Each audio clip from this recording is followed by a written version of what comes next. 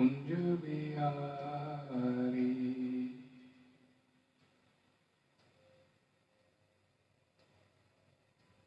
जय राधा माधवा कुंज बिहारी।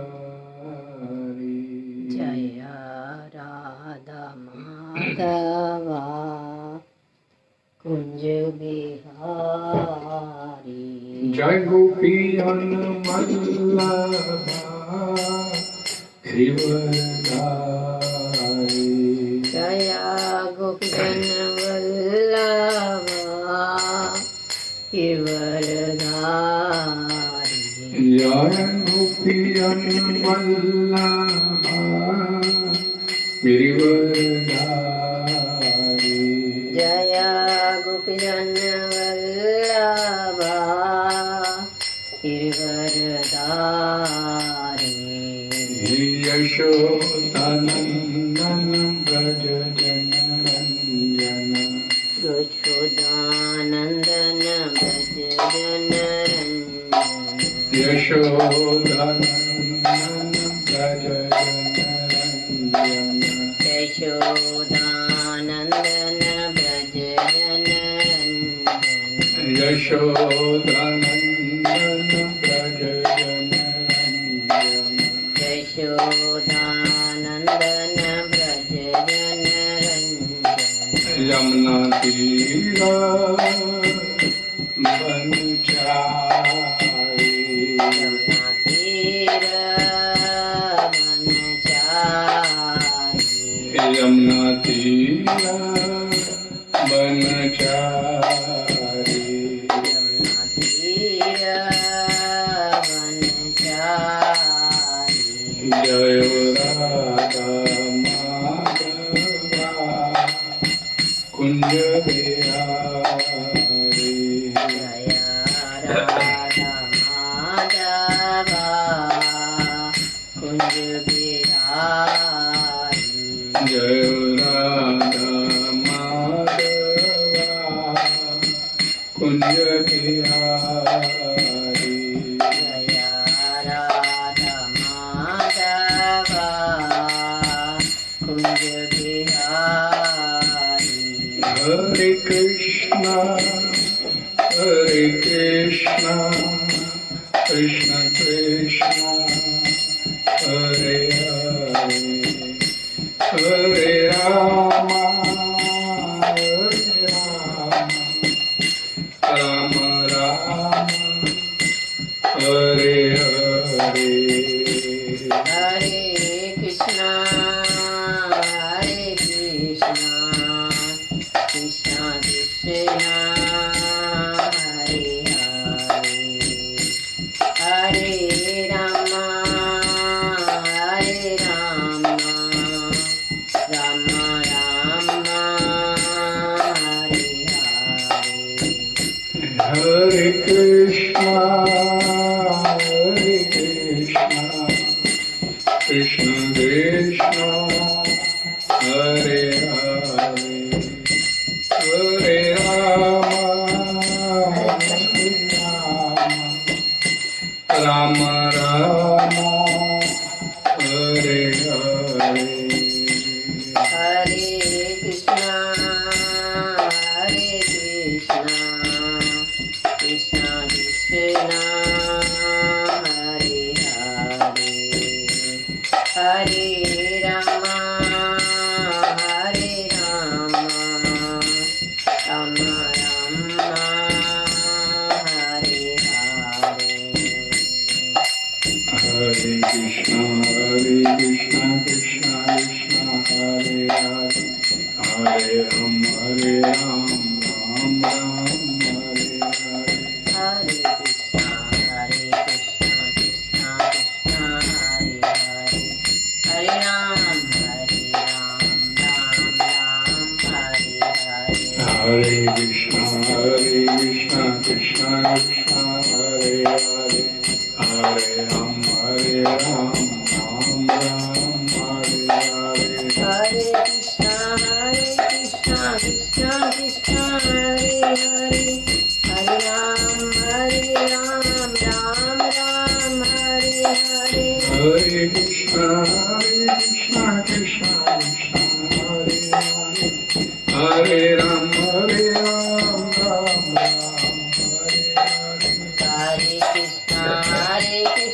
कृष्ण हरे हरे हरे राम राम राम हरे हरे हरे कृष्ण कृष्ण कृष्ण हरे हरे हरे राम राम राम हरे हरे हरे कृष्ण कृष्ण कृष्ण हरे हरे हरे राम राम राम हरे हरे हरे कृष्ण कृष्ण कृष्ण हरे हरे हरे राम राम राम हरे हरे हरे कृष्ण कृष्ण कृष्ण हरे हरे हरे राम राम राम हरे हरे कृष्ण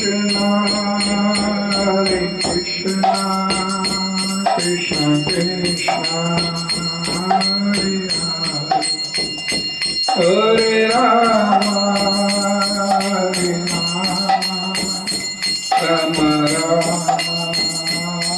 हरे हरे हरे कृष्ण कृष्ण कृष्ण हरे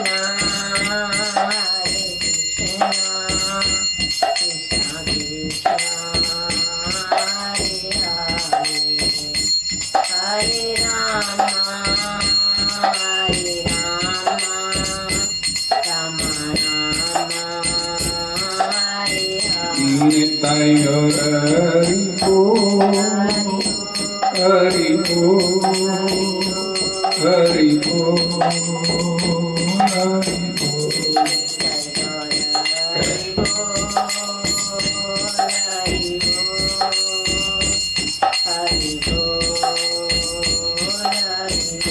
जय जय प्रभुपाद प्रभुपाद प्रभुपाद प्रभुपाद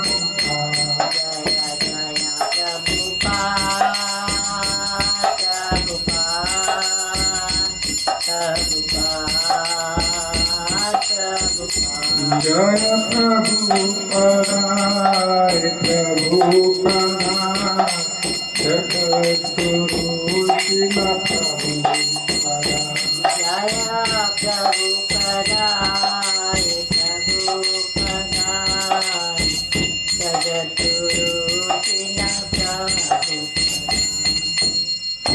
हरि नाम संकीर्तन की जय श्री प्रभुपाद। ओम नमो भगवते वासुदेवाय नमो भगवते वासुदेवाय ओम नमो भगवते वासुदेवाय ओम नमो भगवते ओम नमो भगवते वासुदेवाय ओम नमो भगवते नारायणं नमस्कृत्य नारायणं नरं चैव नरोत्तमं नरं चैव देवीं सरस्वतीं व्यासं देवीं सरस्वतीं ततो जयमुदीरये ततो जयमुदीरये नष्टप्रायेषु भद्रेषु नष्टप्रायेषु नित्यं भागवत सेवया नित्यं भागवस्य भगवती उत्तम श्लोके भगवती भक्तिर्भवति नष्टके भक्तिर्भवति कृष्णाय वासुदेवाय कृष्णाय वासुदेवाय देवकी नंदनाय च देवकी नंदनाय नंदगोपकुमाराय नंदगोपकुमाराय गोविंदाय नमो नमः। गोविंदाय नमो नमः। हरे कृष्ण। आज दिन रविवार संध्या समय भगवद गीता की इस क्लास में आप सभी का स्वागत है और आप सभी का बहुत बहुत धन्यवाद। चर्चा करेंगे श्रीमद् भगवद गीता यथारूप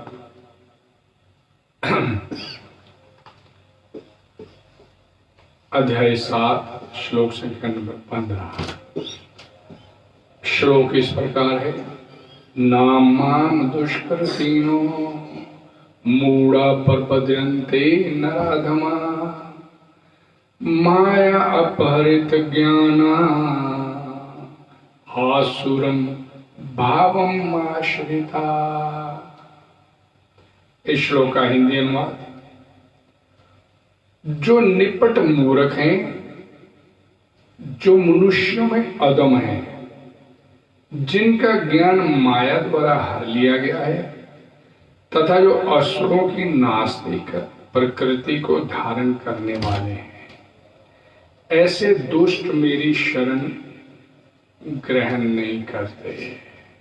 हरे कृष्णा। इस श्लोक का तात्पर्य his divine grace Jagat Guru Shri Prabhupada ji द्वारा सरल स्पष्ट है, ध्यान से सुनने की आवश्यकता है। भगवत गीता में ये कहा गया है कि श्री भगवान के चरण कमलों की शरण ग्रहण करने से मनुष्य प्रकृति के कठोर नियमों को लांघ सकता है। यहाँ पर यह प्रश्न उठता है कि तो फिर विद्वान, दार्शनिक, वैज्ञानिक, व्यापारी, शासक तथा जनता के नेता सर्वशक्तिमान भगवान श्री कृष्ण के चरण कमलों की शरण क्यों नहीं ग्रहण करते? बड़े बड़े जन नेता विभिन्न विधियों से विभिन्न योजनाएं बनाकर अत्यंत धैर्य पूर्वक जन्म जन्मांतर तक प्रकृति के नियमों से मुक्ति की खोज करते हैं, किंतु यदि वही मुक्ति भगवान के चरण कमलों की शरण ग्रहण करने मात्र से संभव हो तो ये बुद्धिमान तथा श्रमशील मनुष्य इस सरल विधि को क्यों नहीं अपनाते? भगवत गीता इसका उत्तर स्पष्ट, अत्यंत स्पष्ट शब्दों में देती है।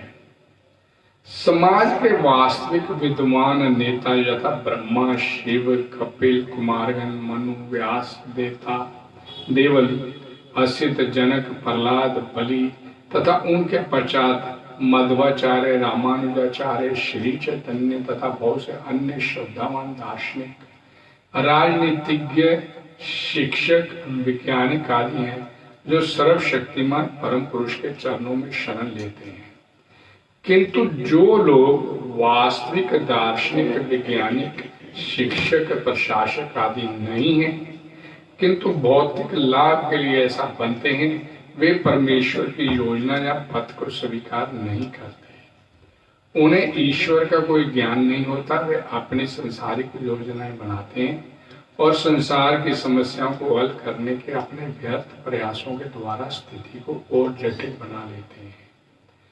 चूंकि भौतिक शक्ति इतनी बलवती है, इसलिए वे नास्तिकों की अवैध योजनाओं का प्रतिरोध करती है और योजना आयोगों के ज्ञान को ध्वस्त कर देती है। नास्तिक योजना निर्माताओं को यहाँ पर दुष्कृतिना कहा गया है, जिसका अर्थ है दुष्ट जन।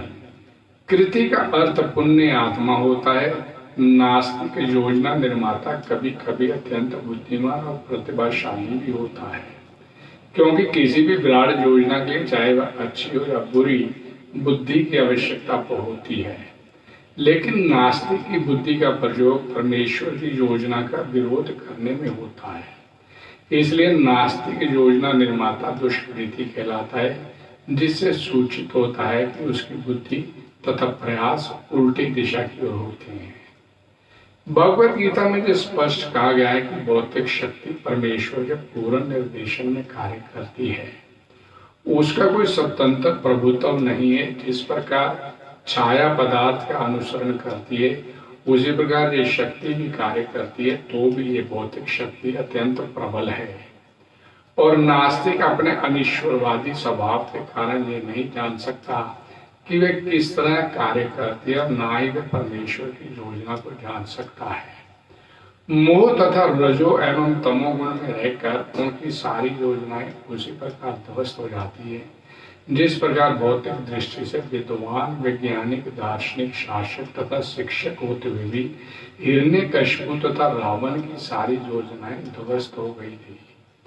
ये दुष्कृति या दुष्ट 4 प्रकार के होते हैं, जिनका वर्णन नीचे दिया जाता है। हरे कृष्णा। ये काफी लंबा तात्पर्य है, धीरे धीरे पढ़ेंगे इसके और इसके ऊपर चर्चा करेंगे। हरे कृष्णा। ओम अज्ञानतिमिरन्धस्य ज्ञानाञ्जनशलाकया चक्षुरुन्मीलितं येन तस्मै श्रीगुरवे नमः। श्री चैतन्य मनोभीष्टं स्थापितं येन भूतले स्वयं रूपा कदमयं ददाति सपदानि। नमो विष्णुपदाय कृष्णपक्षाय भूतले श्रीमद्भक्ति वेदांत स्वामिनीति नामिने। नमस्ते सरस्वते देवे गौरवादी प्रचारणे निर्विशेष शून्यवादी वाचात्य देशधारणे। वांछा कल्पतरुभ्यश्च कृपा सिन्धुभ्येव च पतितानां पावनेभ्यो वैष्णवेभ्यो नमो नमः। जय श्री कृष्ण चैतन्य प्रभु नित्यानंद श्री अद्वैत गदाधर श्रीवासादि गौर भक्तवृंद। हरे कृष्णा कृष्णा कृष्णा हरे हरे, हरे राम राम राम हरे हरे। भगवत श्रीमद् भगवद गीता की जय। जगत गुरु श्री प्रभुपाद की।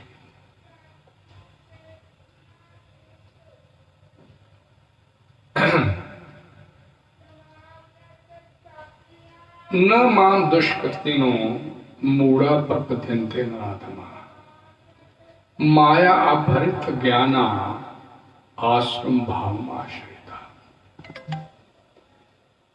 भगवद गीता में भगवान श्री कृष्ण यहाँ पर बोल रहे हैं कि 4 प्रकार के लोग मेरी शरण में नहीं आते और उनके यहाँ पर क्लासिफिकेशन की गई। लेकिन उससे पहले प्रभुपाद जी ने यहाँ पर बतलाया बड़े सुंदर ढंग से, सरल तरीके से कि मात्र भगवान के चरण कमलों की शरण ग्रहण करने से अगर हम माया के कठोर चंगुल से निकल सकते हैं तो हम क्यों नहीं भगवान के चरण कमलों की शरण ग्रहण करते हैं। अगर मात्र भगवान के चरणों की शरण लेने से, चरण कमलों की शरणागति करने से ही जीवन हमारा आनंदमय हो जाता है, आनंदित हो उठता है, तो फिर भाई इसमें परेशानी क्या है, कठिनाई क्या है। और यहाँ पर ये सवाल उठाया गया कि बड़े बड़े विद्वान, दार्शनिक, वैज्ञानिक, व्यापारी या रूलर, जनता के नेता, बड़े बड़े, ये भगवान की शरणागति क्यों नहीं स्वीकार करते। तो यहाँ पर प्रभुपाद जी बोलते हैं कि इसलिए नहीं स्वीकार करते कि ये माया के ऊपर काबिज होने के लिए ये सो कॉल्ड टीचर, रूलर, व्यापारी, ये सब माया के ऊपर काबिज होना चाहते हैं, इसलिए ये भगवान के चरणों की शरण ग्रहण करने के लिए तैयार नहीं है। इनका मानना है एक दिन माया के ऊपर कब्जा कर लेंगे। माया कोई बाहर की बात नहीं, हमारे बलबूते की बात है। इससे हम निपट सकते हैं, इसके ऊपर काबिज हो सकते हैं और जैसा चाहे वैसा कर सकते हैं। ये सो कॉल्ड, ये जो रूलर यहाँ पर बताया गया। लेकिन भगवद गीता इसका उत्तर स्पष्ट शब्दों में देती है कि समाज के जो वास्तविक विद्वान हैं, समाज के जो वास्तविक विद्वान नेता, ब्रह्मा जी, शिव जी, कपिल, कुमारगण, मनु, व्यास, देवल, असित, जनक, प्रहलाद, बलि, ये बड़े बड़े वैज्ञानिक हैं, दार्शनिक हैं, राजनीतिज्ञ हैं, शिक्षक भी हैं, सब कुछ हैं। जो सर्वशक्तिमान भगवान श्री हरि के चरणों, भगवान श्री कृष्ण के चरणों की शरणागति में स्वीकार करते हैं, ये वास्तविक विद्वान है। लेकिन संसार में ऐसे लोग हैं जो विद्वान अपने आप को कहलवाते हैं और कहलवाना चाहते हैं, वो भगवान की शरण नहीं लेते, वो माया को अपने बूते पे हासिल करना चाहते हैं। जबकि यहाँ पर भगवद गीता में बोल दिया गया ये स्पष्ट कि ये संभव नहीं। अब प्रभुपाद ने यहाँ पर इन 4 कैटेगरी का अलग से भी वर्णन किया कि ये 4 कैटेगरी हैं जो प्रमुख तौर पर इस समाज में, हमारे इस समाज में, इस मनुष्य समाज में, जो भगवान की शरणागति कभी स्वीकार नहीं करना चाहते हैं। ये 4 कैटेगरी। सबसे पहले मूढ़ा। मूढ़ा, मूढ़ा किसे बोलते हैं? मूर्ख, जिसे मालूम नहीं है कि मेरे को क्या करना है, क्या नहीं करना। हरे कृष्णा।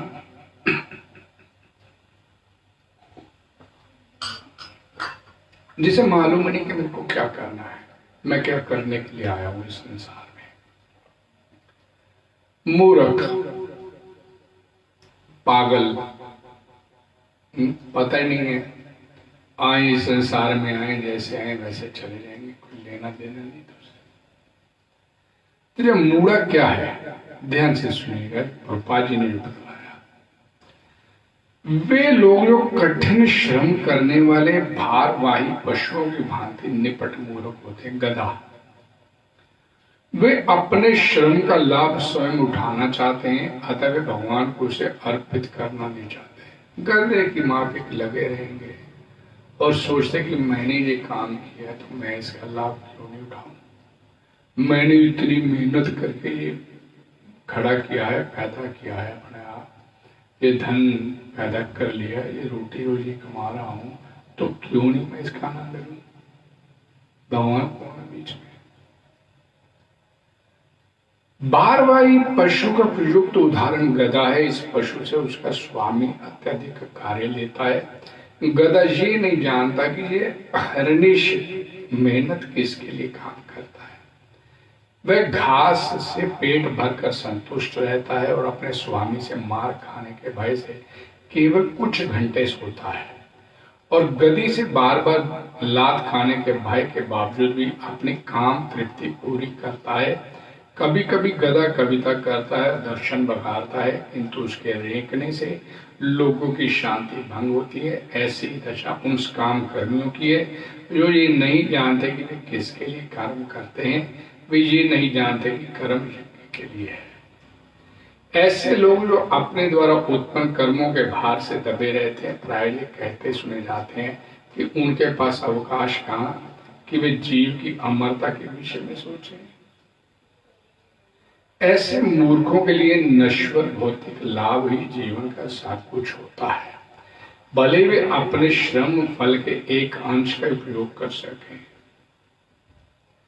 कभी कभी वे लाभ के लिए रात दिन नहीं सोते, भले ही उनके आमाशय में व्रण हो जाए और पच हो जाए, वे बिना खाए संतुष्ट रहते हैं। वे मायामय स्वामियों के लाभ के लिए अहर्निश काम में व्यस्त रहते हैं। अपने स्वामी, असली स्वामी से अनभिज्ञ रहकर ये मूर्ख कर्मी माया की सेवा में व्यर्थ ही अपना समय गवाते हैं।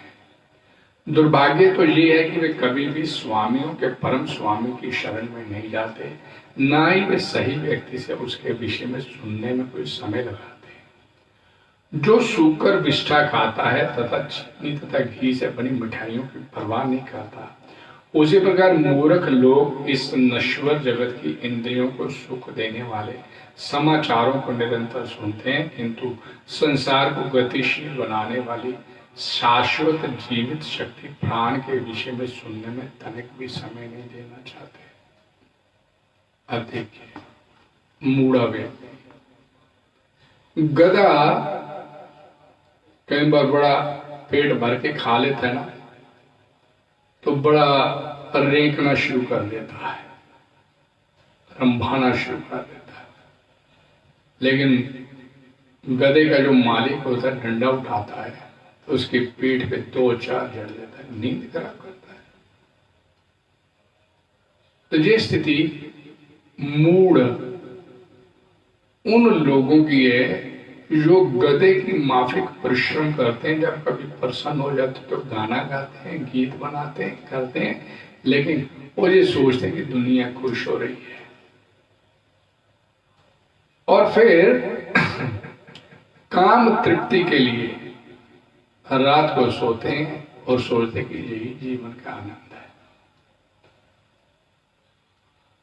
इससे ऊपर नहीं सोच पाते। ये स्थिति मूढ़ व्यक्ति की सुबह अंधेरे में उठता है। प्रभुपाद जी बोलते हैं कि बॉम्बे, कलकत्ता, दिल्ली, बड़े बड़े महानगरों में लोग सुबह उठ जाते हैं, नहा धो के फटाफट तैयार हुए, टिफिन बांधा उनकी घरवाली ने, और लोकल ट्रेन में 2-2.5 घंटे का रास्ता तय करते अपने गंतव्य स्थान पर नौकरी करने के लिए जाते हैं। और 2-2.5 घंटे का सफर करके थके हारे रात को फिर वापस लेट नाइट घर पहुंचते हैं, खाना खाया, सो गए, काम तृप्ति किया, सो गए। और उनसे अगर ये कहा जाए कि भाई भगवान का भजन करना है, तो क्या जवाब देते हैं? इस काम के लिए समय नहीं है, ये काम करने के लिए समय नहीं है भाई अपने पास। और पूरा जीवन रोजाना 4-5 घंटे सफर करने में और दिन रात आर्निश मेहनत करने में, अपने बाल बच्चों, अपने परिवार को पालने पोसने में निकाल देते अपना जीवन। और बदले में क्या प्राप्त होता है? जैसे गधे को थोड़ी सी घास प्राप्त होती है तो आनंदित हो उठता है, और वही स्थिति इस मूढ़ व्यक्ति की है कि थोड़ा सा धन मिल जाता है तो उसी में संतुष्ट हो जाता है कि यही जीवन है, बस खा लिया, पी लिया, सो लिया, सेक्स किया, बच्चे पैदा किया, बस। इससे ऊपर सोचने की जहमत नहीं उठाता। ये मूढ़ा, ये व्यक्ति की कैटेगरी वहां पर प्रभुपाद जी ने बतलाई है। और कभी भी उसके पास समय निकल आए तो अपने गाने गुने, गीत गूत गा के सब बस होता है, यही आनंद है जीवन में, इससे ऊपर तो कुछ है ही नहीं। और जो धर्म कर्म के लोग लगे हैं, जो भगवान की भक्ति में लगे हैं, उनके लिए ये तो टाइम वेस्ट करते हैं। उनके लिए ऐसी मन में धारणा होती है ये, पर हमारे पास इस तरह से वेस्ट करने के लिए टाइम नहीं है। मूढ़ा व्यक्ति ये कभी भी भगवान की शरण में नहीं जाते, समय नहीं कह के खत्म। अब दूसरी कैटेगरी आ गई, यहां पर पप्पा जी बतला रहे हैं, नराधम। नराधम का लिटरेरी शब्द है नरों में अधम। नर है, मनुष्य है, लेकिन मनुष्यों में जो नीच व्यक्ति है, और इसे हम अपनी भाषा में बोलते हो कि सब कुछ जानते हैं, भगवान है, भगवान की शरण ग्रहण करनी चाहिए, लेकिन इसके बावजूद भी भगवान की शरणागति स्वीकार करने के लिए तैयार नहीं है। चर्चा करते हैं इसके ऊपर। पहले प्रभुपाद जी का ये लिखा हुआ दूसरे प्रकार का दुष्कृति नराधम अर्थात अधम व्यक्ति कहलाता है। नर का अर्थ मनुष्य और अधम का अर्थ सबसे नीच। 84 लाख जीव योनियों में से 4 लाख मानव योनियां हैं। इनमें से अनेक निम्न मानव योनियां हैं, जिनमें से अधिकांश असंस्कृत हैं। सभ्य मानव योनियां वे हैं जिनके पास सामाजिक, राजनीतिक तथा धार्मिक नियम है। जो मनुष्य सामाजिक तथा राजनीतिक दृष्टि से उन्नत है किंतु जिनका कोई धर्म नहीं होता, वे नराधम माने जाते हैं। धर्म ईश्वर विहीन नहीं होता, क्योंकि धर्म का प्रयोजन परम सत्य को तथा उनके साथ मनुष्य के संबंध को जानना है। और गीता में भगवान स्पष्ट कहते हैं कि उनसे परे कोई भी नहीं और वे ही परम सत्य हैं। मनुष्य जीवन का सुसंस्कृत रूप सर्वशक्तिमान परम सत्य श्री भगवान कृष्ण के साथ मनुष्य की विस्मृत भावना को जागृत करने के लिए मिला है। अर्थात ये जो मनुष्य तन मिला है, ये जो हमारे अंदर सुप्त पड़ी है, जो कृष्ण भावना अमृत है, जो भगवत प्रेम जो हमारे अंदर है सभी जीवों के अंदर, क्योंकि भगवान की संतान है, भगवान के प्रति हमारे मन में प्रेम है, लेकिन ये माया की वजह से ये सुप्त अवस्था में अर्थात सोया पड़ा है। और ये मनुष्य जन्म मिला है, इसको इसका एक उद्देश्य है कि इस सुप्त अवस्था में पड़े भगवत प्रेम को जागृत करना है और वापस अपने घर जाने की तैयारी करना है। मनुष्य जीवन का सुसंस्कृत रूप सर्वशक्तिमान परम सत्य श्री भगवान कृष्ण के साथ मनुष्य की विस्मृत भावना को जागृत करने के लिए मिला है। जो इस सुअवसर को हाथ से जाने देता है वही नराधम है। शास्त्रों से पता चलता है कि जब बालक माता के गर्भ में अत्यंत असहाय रहता है तो वह अपने उद्धार के लिए प्रार्थना करता है और वचन देता है कि गर्भ से बाहर आते ही वह केवल भगवान की पूजा करेगा। संकट के समय ईश्वर का स्मरण प्रत्येक जीव का स्वभाव है, क्योंकि वह ईश्वर के साथ सदा से संबंधित रहता है। किंतु उद्धार के बाद बालक जन्म पीड़ा को और उसके साथ अपने उद्धारक को भी भूल जाता है, क्योंकि वह माया के वशीभूत हो जाता है। ये तो बालकों के अभिभावकों का कर्तव्य है कि वे उनमें सुप्त दिव्य भावना अमृत को जागृत करें। वर्ण आश्रम पद्धति में मनुस्मृति के अनुसार ईश भावना अमृत को जागृत करने के उद्देश्य से 10 शुद्धि संस्कारों का विधान है, जो धर्म का पथ प्रदर्शन करते हैं। किंतु अब विश्व के किसी भाग में किसी भी विधि का दृढ़ता पूर्वक पालन नहीं होता। फलस्वरूप 99.9% जनसंख्या नराधम कैटेगरी में आती है। बाजी बोलते हैं, जब सारी जनसंख्या नराधम हो जाती है तो स्वाभाविक है कि उनकी सारी तथाकथित शिक्षा भौतिक प्रकृति की सर्वसमर्थ शक्ति द्वारा व्यर्थ कर दी जाती है। भगवत गीता के अनुसार विद्यमान पुरुष वही है, एक ब्राह्मण कुत्ता गाय हाथी चंडाल को समान दृष्टि से देख रहा है। असली भक्त की भी ऐसी दृष्टि होती है। गुरु रूप ईश्वर के अवतार श्री नित्यानंद प्रभु ने 2 भाइयों जगाई मदाई नामक विशिष्ट नराधमों का उद्धार किया और ये दिखला दिया कि किस प्रकार शुद्ध भक्त नराधमों पर दया करता है। अब देखिए कि जो व्यक्ति मनुष्य तन मिल गया, ध्यान से समझिए, जो व्यक्ति मनुष्य तन मिल गया और उसके बाद इस सुअवसर को हाथ से जाने देता है, और पाजी बोलते कि वो नराधम है, नरों में अधम। ज्ञान है, भगवान की तरफ चलना चाहिए, भगवान की तरफ चलने से ही गुजारा होगा, ये पूर्ण ज्ञान है। माला भी हाथ में पकड़ लिया,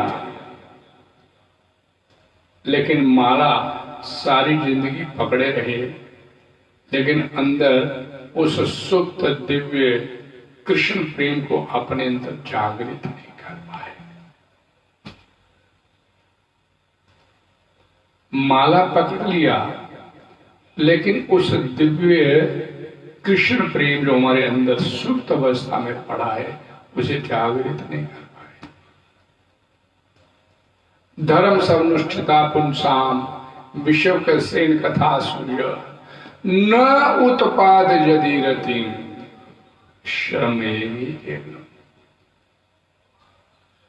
आपने भक्ति करनी प्रारंभ कर लिया, लेकिन आपके मन में उस भगवान श्री कृष्ण के प्रति प्रेम जागृत नहीं हुआ।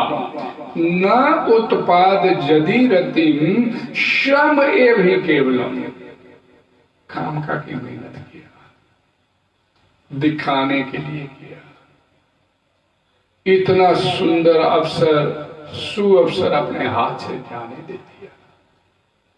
दुनिया को दिखाते रहे माला करते, और लेकिन इतना बड़ा अवसर अपने हाथ में आया, ये मनुष्य धन प्राप्त भी हो गया और उसको हाथ से खो दिया। ये नराधम है। और यहां पर बोल दिया गया प्रभुपाद जी द्वारा कि 99.9% लोग, जनसंख्या जो है, नराधम है, दिखावे की भक्ति करते हैं। यानी कि तन मिल गया, मनुष्य जीवन मिल गया, लेकिन उसका लाभ नहीं उठा पाए। इस बात को समझिए कि ये नराधम किसे बोला गया कि जो लोग अपनी मर्यादा में नहीं रहते, ये पशुओं से भी बदतर हो गए, पशु योनि से भी बदतर हो गए। क्यों? कि पशु तो अपनी योनि भोग कर मनुष्य योनि की तरफ आ रहा है, और ये मनुष्य होकर पाप, अन्याय आदि करके नरक और पशु योनियों की तरफ जा रहे हैं। और ज्ञान है, इसके बावजूद अपनी वृत्तियां बदलने के लिए तैयार नहीं, अपने आप को बदलने के लिए तैयार नहीं, और दिखा रहा है कि मैं भक्ति कर रहा हूं। नराधम इसे बोला गया, भोग संग्रह में लगा है बस। परमात्मा की प्राप्ति के लिए ये मनुष्य तन मिला, और हमने इस मनुष्य तन का इस्तेमाल पशु योनि की तरफ जाने के लिए कर लिया। और पशु से बदतर इसलिए कि पशु तो अपनी पशु योनि होकर फिर मनुष्य की योनि की तरफ आ रहे हैं, लेकिन हमारी स्थिति और इन तथ्यों को समझने के लिए तैयार नहीं हम लोग। अपने आप को बुद्धिमान कहते हैं।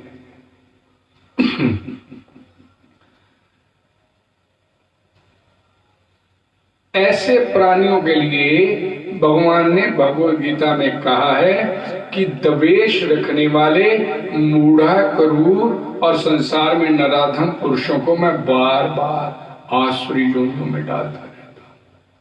वे आसुरी योनियों को प्राप्त होकर फिर घोर नरकों में जाते हैं। 16वें अध्याय के 19वें और 20वें श्लोक में भगवान बोलते हैं। अब हमारी स्थिति ये है, एक तो हो गया ना मूड़ा, भाई समय नहीं, हमारे पास खत्म, बात का हमारे से बात नहीं करो, सुबह निकलते रात तक, देर रात घर वापस आते हैं, बस ये सोते यही जीवन है। अब ये नराधम ऊपर से देखने में अच्छा लगता है, भगवान की तरफ चलते। अब यहां पर शिला प्रभुपाद जी लिखते हैं कि माता के गर्भ में जब ये जीव होता है तो अपने उद्धार के लिए भगवान से प्रार्थना करता है। श्रीमद् भागवतम पुराण के 3 स्कंद में देवाहुति और माता देवाहुति और भगवान कपिल देव के बीच का संवाद, और हमारे आचार्यों ने भी ऐसे बोला। बड़ा एक सुंदर भजन, बड़ा प्रचलित भजन है हमारे आचार्यों द्वारा। जीव जागो जीव जागो जीव जागो, कोहरा चांद बोले, कत निद्रा जाओ माया पिशाची को। कब तक ये माया रूपी पिशाचनी की गोद में पड़ा रहेगा? जाग, अब तो जाग। अब ये मनुष्य तन तेरे को मिल गया है, जीव जाग।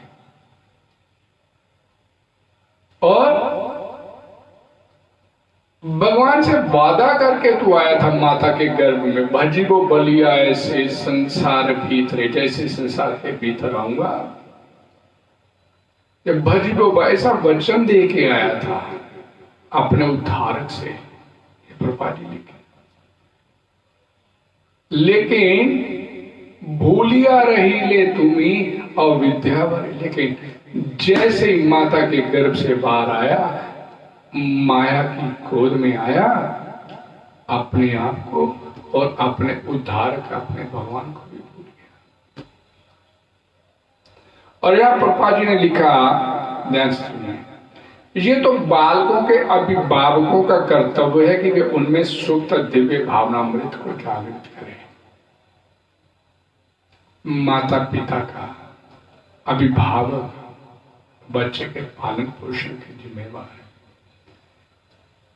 इसीलिए श्रीमद् भागवतम पुराण में बोल दिया गया, कुमार आचरित प्राज्ञो धर्मान भागवत न दुर्लभम मानुषम जन्म तथापि अध्रुवम अर्थदम, कि ये अभिभावकों का कर्तव्य है, उनका धर्म है, उनका कर्म है कि अपने बच्चे को बचपन से ही भागवत धर्म के बारे में एजुकेट करें, उन्हें भगवान की तरफ चलाए। लेकिन बालक जैसे ही माता के गर्भ से बाहर आता है और थोड़ा सा मामा पापा बोलना शुरू करता है, तो उसे ABC और इसलिए पढ़ाने सिखानी शुरू कर दी जाती है कि भाई बाहर माया का कंपटीशन बड़ा प्रबल है, और 2-2.5 साल की आयु से उसे ट्रेन करना शुरू कर दिया जाता है। भागवत धर्म की किसे चिंता, केशव अभिभावक को। ऐसे में कितने माता पिताओं को जानता हूं जो इस समय बुढ़ापे की अवस्था में हैं और आज उनके बालक उनकी देखरेख करने को तैयार नहीं, और वो इस भागवतम पुराण की इस बात से 101% सहमत है कि हमने अपने बच्चों को शुरू से ही भागवत धर्म के बारे में नहीं बताया, तो इसी वजह से ये हमारे को आज भोगना पड़ रहा है। इस बात को अच्छी तरह से मानते हैं कि हमने अपने बालकों को बचपन में राम कृष्ण के बारे में नहीं पढ़ाया, और इसी का नतीजा है कि आज बालक हमारे परवाह नहीं करते। और परिणाम कि भागवत धर्म के बारे में नहीं बतलाया तो उनका बुढ़ापा भी खत्म होता चला गया, खराब होता चला गया। और यही परिणाम, यही स्थिति है कि समय प्रत्येक जीव जैसे इस संसार में आता तो उसके अभिभावक, उसके माता पिता उसे कैसे इस माया के साथ स्ट्रगल करना है उसके लिए ट्रेन करते हैं, ना कि भागवत धर्म के लिए ट्रेन किया जाता है। और बालक के माता पिता इस बात को लेकर ऊपर से इतना प्रसन्न दिखते हैं कि उनका बच्चा जो है अमेरिका में है, उनका बच्चा ऑस्ट्रेलिया में है, कनाडा में है। लेकिन दुनिया को जो बताते हैं तो बड़े प्रसन्नचित होकर बताते हैं, लेकिन जब अपने घर के अंदर कमरे की 4 दीवारी में बैठते तो टसूरे बिलाते हैं।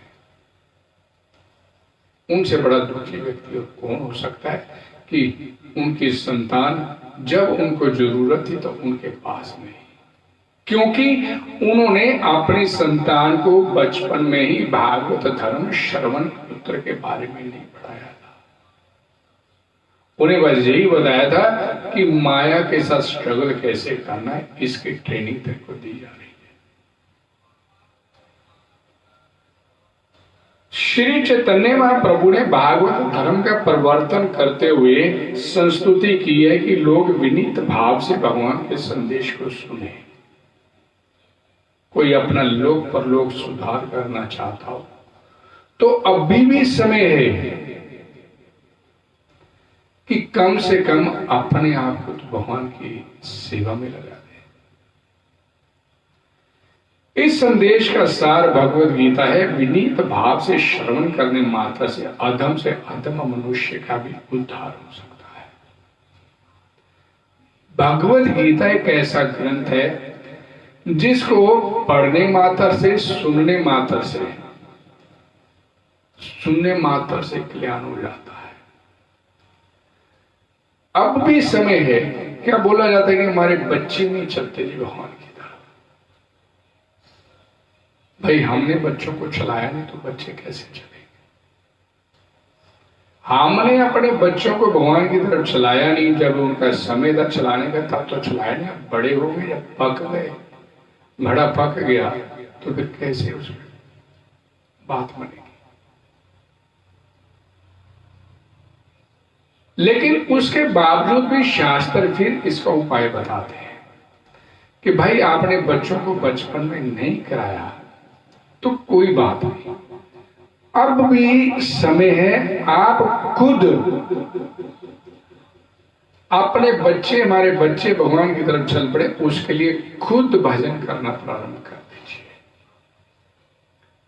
क्योंकि शास्त्र बोलते हैं अकामा सर्व कामो व मोक्ष कामा उदारदी तीव्रेण भक्ति योगेन जयजेत अपोषम, कि अभी भी समय है आप लोगों के पास कि आप चाहते हैं कि आपके बच्चे भगवान की तरफ चल पड़े, आपके बच्चे, आपकी संतान भगवान की भक्ति में लग जाएं, तो उनके लिए आप भजन करना शुरू कर दीजिए। सर्व काम, हर प्रकार की आपकी इच्छा, जिस प्रकार की भी आपकी कोई इच्छा है, उसका भजन करने मात्र से शास्त्र बोलते हैं तीव्रेण भक्ति योगेन, अपनी भक्ति बढ़ा दो, उसी से ही आपका काम हो जाए। लेकिन हम लोग भी नराधम हैं, हम बातें तो करते नहीं, बच्चे नहीं चलते, खुद भी हम अंदर से तैयार नहीं होते चलने के लिए, और ये सोच के बैठे होते हैं और जैसे ये नसीब में लिखा है वैसे मिलना है। भजन माला करने के लिए, भगवान का सिमरन करने के लिए तैयार नहीं होते। परिणाम यहां पर प्रभुपाद जी बोलते हैं कि विश्व के किसी भाग में भी किसी भी भगवत भक्ति की विधि का दृढ़ता पूर्वक पालन नहीं होता, और फल स्वरूप दृढ़ता पूर्वक, इस शब्द को ध्यान से सुनिए, दृढ़ता पूर्वक पालन नहीं होता, फल स्वरूप 99.9% जनसंख्या नराधम कैटेगरी में आती।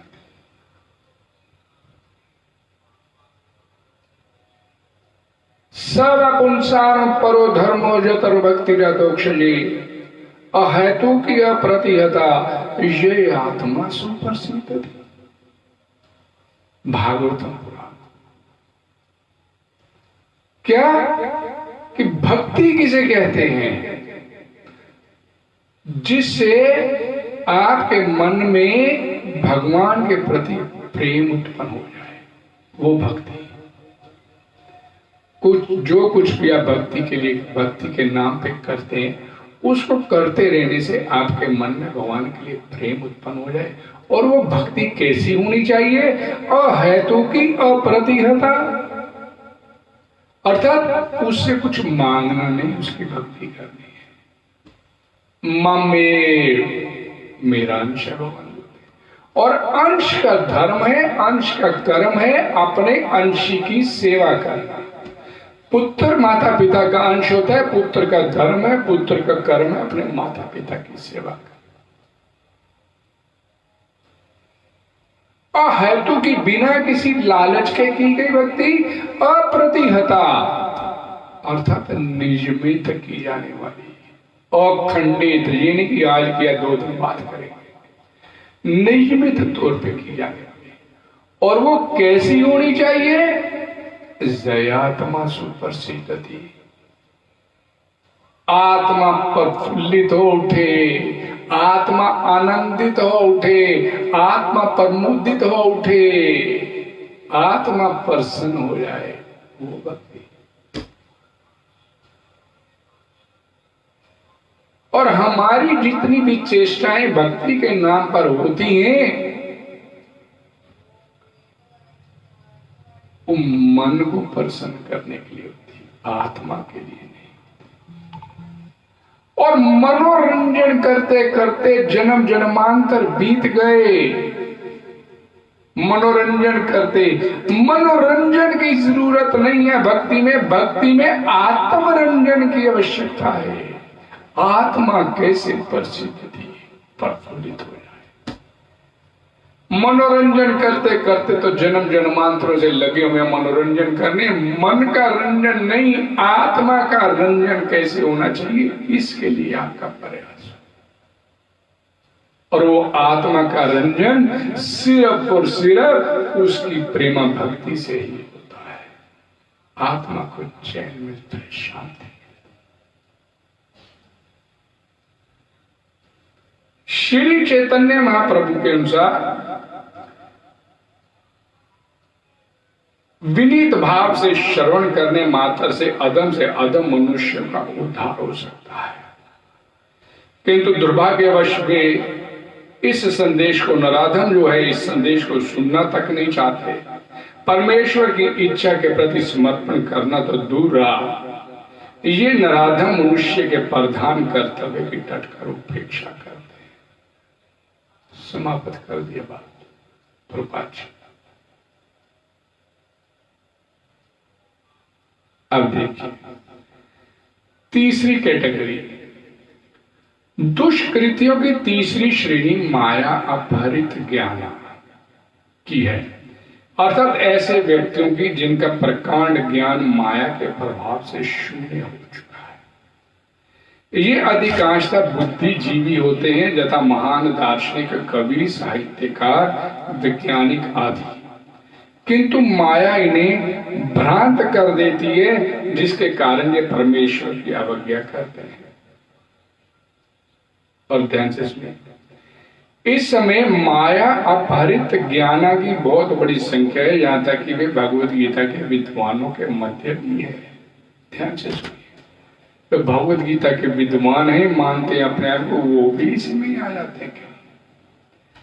भगवत गीता में अत्यंत सीधी सरल भाषा में कहा गया है कि भगवान श्री कृष्ण ही भगवान है, ना तो कोई उनके तुल्य है, ना ही उनसे बड़ा। वे समस्त मनुष्यों के आदि पिता, ब्रह्मा के भी पिता हैं। वास्तव में वे ब्रह्मा के ही नहीं, अपितु समस्त जीव योनियों के भी पिता हैं। हम बीज प्रद पिता सर्वयोनिषु, भगवान बोलते भगवत गीता में। वे निराकार ब्रह्म तथा परमात्मा के मूल हैं और जीव आत्मा में स्थित परमात्मा उनका अंश है। वे सबके उत्स हैं और सबों को सलाह दी जाती कि उनके चरण कमलों की शरणगति स्वीकार करें। इस सब कथनों के बावजूद, ध्यान से सुनिए, ये माया प्रतिज्ञाना भगवान का उपहास करते हैं। कौन भगवान? किसने भगवान को देखा है? दिखा सकते हो भगवान को? भगवान निराकार है, ये है, वो है, ऐसी बात है। उन्हें एक सामान्य मनुष्य मानते हैं कृष्ण को, और वे ये नहीं जानते कि भाग्यशाली मानव जीवन भगवान श्री कृष्ण के दिव्य शाश्वत स्वरूप के अनुरूप ही रचा गया। बड़े बड़े साइंटिस्ट, वैज्ञानिक ये भगवान के सत्ता को मानने के लिए तैयार है। ऊपर से बात भले कह देंगे भाई भगवान करने वाले, लेकिन अंदर से अपनी काबिलियत के ऊपर विश्वास करते हैं कि ये मेरी बुद्धि थी, ये मेरी बुद्धि थी कि मैं इतना बड़ा ये काम कर पाया। भगवान को कोई महत्व नहीं देने के लिए तैयार। ये बड़े बड़े साइंटिस्ट हैं, बड़े बड़े पहुंच गए उस ओहदे पे। सो भी पीछे कुछ एक बार ऐसी चर्चा हुआ, एक आईटी इंजीनियर मेरे पास आया कि सारी रात मैंने इतनी मेहनत पढ़ के गोल्ड मेडलिस्ट बना और ये इतनी बड़ी नौकरी मैंने प्राप्त की ना, 2 लाख रुपए का पैकेज दे रहा हूं, तो इसमें भगवान क्या कह जो? वो इस बात को समझने के लिए तैयार नहीं कि उसके जीवन की प्रत्येक क्रिया भगवान की मर्जी से पॉसिबल हो रही हमारी आंख नहीं सुबह खुले और उसकी मर्जी ना हो, और हम इतना भ्रमित होके बैठे इस संसार और कितना अपने आप को मान के बैठे हुए। अगला पल कैसा आना आपके जीवन में मालूम नहीं। पदम पदम जद विपदाम, लेकिन इसके बावजूद भी इन तथ्यों को समझने के लिए तैयार है। एक बड़ी सिंपल सी भाषा में बोला जाता है कि जब आपका जन्म हुआ तब आपसे कोई पूछने नहीं आया था, भाई बता तेरे को इस घर में पैदा करने के लिए गए हैं, तो तैयार है तू इस घर में पैदा होने के लिए? कोई पूछने आया था क्या? आपको भेज दिया गया था इस पर्टिकुलर एक घर में, कोई नहीं पूछने आया था। और जिस दिन जाना होगा इस संसार से, उस दिन क्या कोई पूछने आएगा कि भाई तैयार है चले? और इतनी छोटी सी बात अपनी समझ में नहीं आती कि जब इन एंड आउट में नहीं आपको पूछा जा रहा तो इन बिटवीन आपकी कहां चलेगी? कितना भ्रमित होके बैठे संसार, कितना भ्रमित होके बैठे। मैं कर रहा हूं, मेरी वजह से हो रहा है। अरे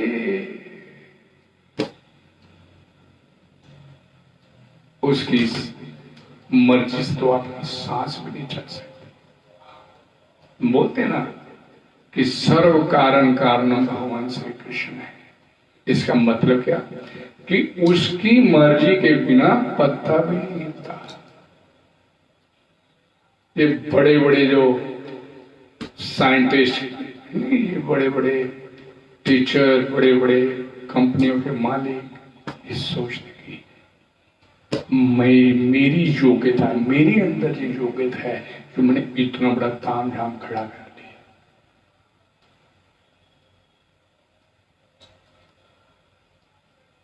दुष्कृतियों की चौथी श्रेणी आश्रम भावम आश्रिता, अर्थात आसुरी सिद्धांत वालों की। अब आसुरी भाव आ गया। आसुरी भाव का सीधा सा मतलब पंजाबी भाषा में कि वो उसके घर में सत्संग हो रहा है, क्यों हो रहा है, ये कैसे बंद किया जाए, ये भाव अंदर पनपते रहते हैं। ये श्रेणी खुले रूप से नास्तिक होती है और इनमें से कुछ तर्क करते हैं कि परमेश्वर कभी भी इस संसार में अवतरित नहीं हो सकता, किंतु वे इसका कोई ठोस प्रमाण नहीं बता पाते कि ऐसा क्यों नहीं हो सकता। कुछ ऐसे हैं जो परमेश्वर को निर्विशेष रूप के अधीन मानते हैं, जबकि भगवत गीता में इसका उल्टा बताया गया है। नास्तिक श्री भगवान के द्वेषवश अपनी बुद्धि से कल्पित अनेक अवैध अवतारों को प्रस्तुत करते हैं। ऐसे लोग जिनके जीवन का एकमात्र उद्देश्य भगवान को नकारना है, भगवान नहीं है, यही साबित करते रहना है और कोई जीवन का उद्देश्य नहीं है। भगवान श्री कृष्ण के चरण कमलों के कभी भी ऐसे लोग शरणागत नहीं हो पाते।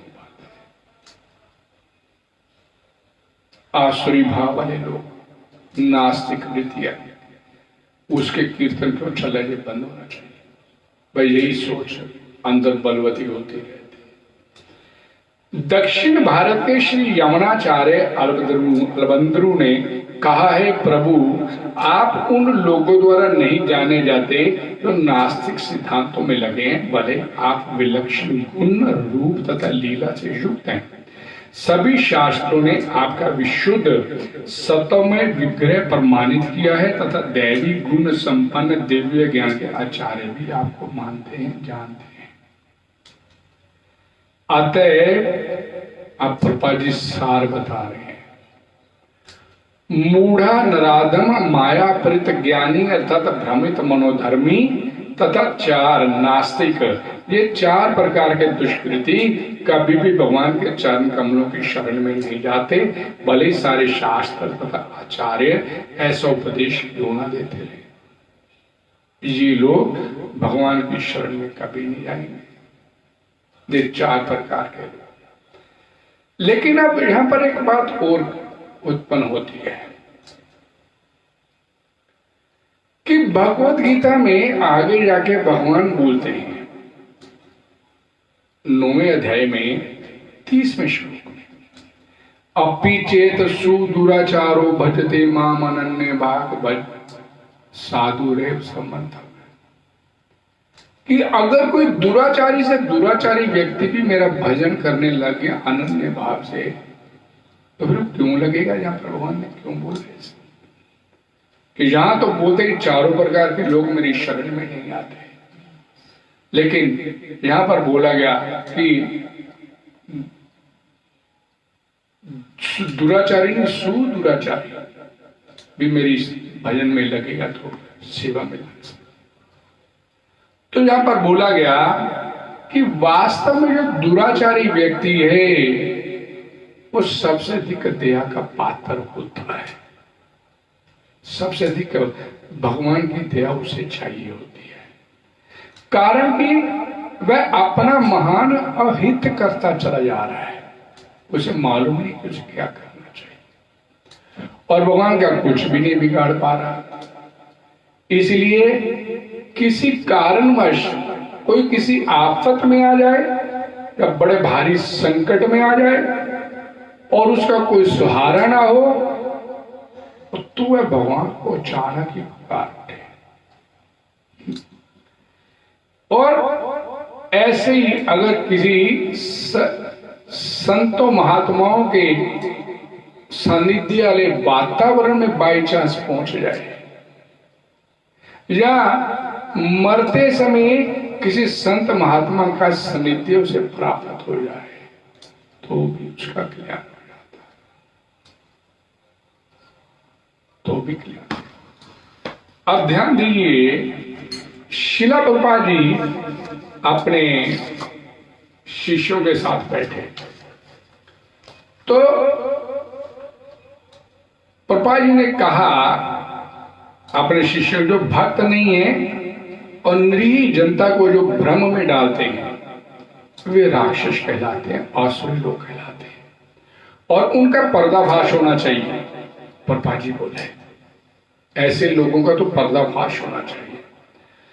तो कीर्तनानंद जो उनके शिष्य थे, कीर्तन जो उनका पहला नाम, न्यूयॉर्क में, उन्होंने इसके बात के ऊपर ऑब्जेक्शन किया प्रभुपाद जी की बात के ऊपर कि यदि हम उन्हें राक्षस कहेंगे तो उनका तो कभी सुधार ही नहीं हो सकता,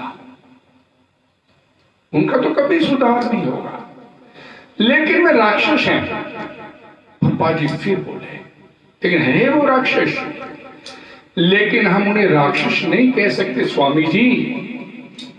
कीर्तनानंद ने फिर तर्क करते हुए कहा हाँ, अब प्रभुपाद जी बोले वे राक्षस हैं। जब तक तुम इस बात को नहीं समझते तब तक तुम कृष्ण भावनामृत में आगे नहीं बढ़ सकते कि वो राक्षस है, इस बात को समझो। तब कीर्तनानंद ने अपना लहजा बदला और अगला सवाल किया, क्या राक्षस कभी भक्त नहीं बन सकते? अब सवाल किया प्रभुपाद जी, तो प्रभुपाद जी ने क्या जवाब दिया? हाँ, बोले हाँ बन सकते हैं यदि वे किसी संत महात्मा के सानिध्य में आके भगवान श्री हरे कृष्णा का शरणागति स्वीकार कर ले। बन सकते हैं वो भी भक्त, और सेवा करें तो ये राक्षस भी भक्त बन सकते हैं। साधु रेव समता भगवान बोलते हैं कि जिसने अनन्य भाव से मेरा भजन करना शुरू कर दिया तो मैं उसे अपना भक्त मान लेता हूं। अब भक्त मान लिया भगवान ने तो आपके मानने नाम मानने से उसके ऊपर क्या फर्क पड़ गया? इसलिए भगवान का भजन ही एकमात्र इस संसार में ऐसा रास्ता है जो आश्रय लोगों को भी भगवान की तरफ ले चलने के लिए पर्याप्त है। और नहीं तो इस संसार में और कोई साधन नहीं है हम लोगों को। ये 4 प्रकार के लोग यहाँ पर भगवान ने बता दिए, ये मेरी शरण में नहीं आते। हरे कृष्णा कृष्णा कृष्णा हरे हरे, हरे राम राम राम हरे हरे। भगवत वाणी में भगवत गीता की जय, जगत गुरु श्री प्रभुपाद जी की जय। कल फिर इसी जगह पर आपसे संध्या समय 5 बजे। धन्यवाद आपका। हरे कृष्ण।